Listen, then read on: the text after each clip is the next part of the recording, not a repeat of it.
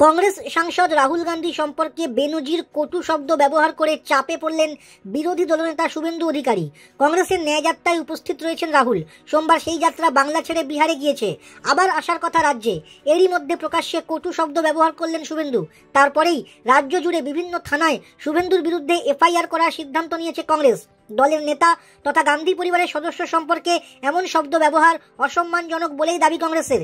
এই ঘটনায় শাসক তৃণমূলও নিন্দায় সরব। তৃণমূলের পক্ষে এই ধরনের শব্দ ব্যবহারকে অপসংস্কৃতি বলে উল্লেখ করে শুভেন্দুকে আক্রমণ করা হয়েছে। সোমবার রাহুলের ন্যায়যাত্রা প্রসঙ্গে নন্দীগ্রামে বসে সুর চড়ান শুভেন্দু। সংবাদ মাধ্যমের পক্ষে রাহুল যাত্রা নিয়ে প্রশ্ন শুনে বিরক্ত হয়ে ওঠেন শুভেন্দু।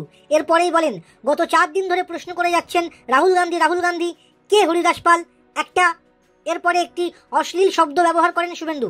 তারপর তিনি বলেন, স্টোভের উপর কয়লা দিয়ে সকালবেলা চা তৈরি হয়, স্টোভের উপর কয়লা দেওয়া হয় আমি তো দেখিও নি শুনিও নি। যার এই সেন্স তাকে কাউন্ট কেন করেন? পশ্চিমবাংলার তো অপ্রাসঙ্গিক পার্টি, এই পার্টির কোনো অস্তিত্ব নেই। কুণাল ঘোষ সহ তৃণমূলের বহু নেতা নেত্রী শুভেন্দুর এই কথার তীব্র প্রতিবাদ এবং নিন্দা করেছেন।